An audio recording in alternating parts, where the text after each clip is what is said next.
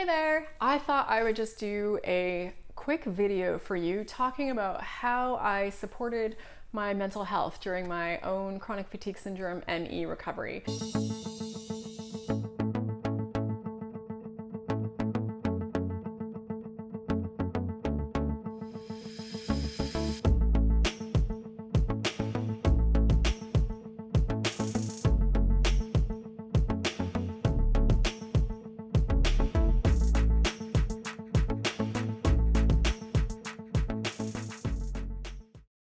I do get asked quite a bit, did you support your mental health during this process?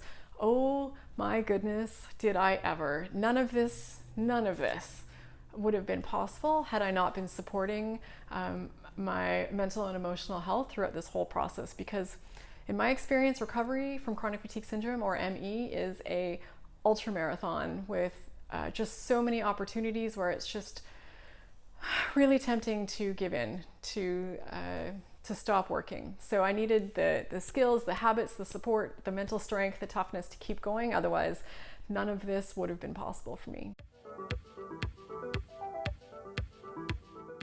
So how did I do this? The biggest thing for me, the thing that helped me the most, was going to see a professional counselor. Now, I had to try out a few different ones before I found someone who was a good fit for me. I think it's like anything in life, but when I did, I seriously considered naming my firstborn child after her. She was that good. She was just incredible. It's impossible to exaggerate what an impact she had on me during my recovery. Just having someone who is there specifically for you to help you through this is really priceless. I also did things on my own. Like I set up daily inspiration folders. So I have one for every day of the week, and they're set up on my phone. And each one has 10 to 20 things in it that I've grabbed from different places, essentially just screenshots of different things that have inspired me or moved me or motivated me, cheered me up in some way. So this might be from things from Instagram or Facebook, it could be quotes from books, it could be messages that people have sent me, just anything that gets my head in the right space. So every morning when I first get up, first thing I do is I grab a glass of lemon water and I sit down with my phone and I open up the folder for that day and I read through everything in that folder. And without fail, there's always at least one thing in that folder that I really needed to see that day to keep me on track. I also have a conscious approach, or make a conscious effort to laugh and to cry, because both of these things I find help me a ton. So laughing, the easiest one for me is just funny TV shows, watching comedians on Netflix, talking to funny people. And then when I'm watching, I really exaggerate my laugh. Like I just really get into it, and I find that it's a good stress release and it really helps me feel better. And then the flip side of that is crying, because I find, in all my efforts to be positive and to keep going, there's some negative stuff that gets pushed down along the way. So I also make a conscious effort to cry every once in a while. And again, TV, movies can be great for this. I just put on some sort of tearjerker, something I know that's going to make me cry, and then I just release all that and I let it all out. And without fail, I always feel better afterwards. I also have a sort of three-pronged approach to journaling that I do that helps me a ton. And the first is just, conventional journaling, what we all think of, I think, when we think of journaling.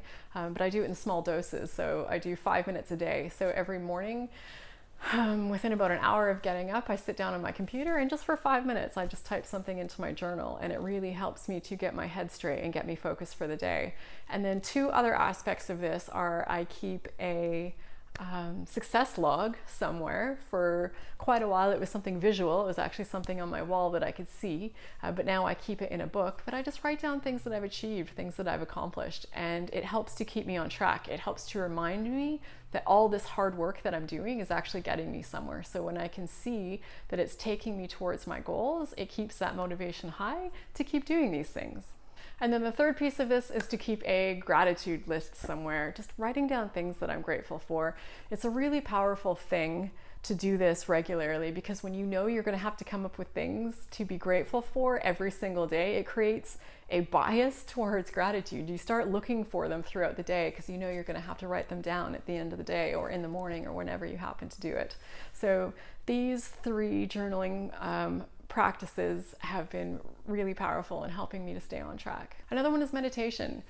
Sometimes it's just sitting quietly on my own, quieting my mind, and just getting a break from that mental chatter. And then also guided meditations I found can be really good. And there are just so many great sources of this, on YouTube, on mobile apps. So it's really easy to find these days, options of guided meditation to choose from. And then the last one that I'll mention here is just having strong social boundaries around what I let into my space, whether that's people, news, social media. I just found that I had to be fiercely protective with my space because it's already difficult enough, I find, when you're facing chronic illness to keep yourself in that headspace. So others who are chronically negative or, just maybe a bit volatile, or news that is depressing or sensationalized, or reading about your illness that you're finding is leaving you discouraged and not hopeful at all, or people in your life that just every time you're around them, you feel drained after that time is done. All of this stuff for me had to go. And I had to make sure I was only filling my space with people and reading and sources of information and communication that were filling me up. So there you go. There's a super quick overview of the things I did to stay mentally strong during my chronic fatigue syndrome recovery. I've definitely talked more about this in other videos, so I'll put a link on the video here and in the video description. So if you'd like to learn more about the specific strategies and things that I did to keep my head in the right space, I encourage you to check those out. And as always, if you've enjoyed this video, please hit the like button. Please subscribe if you want to see more videos like this in the future. Let's get connected and let's help each other out. So that's it. Take care of yourself, and I hope to see you in the next video.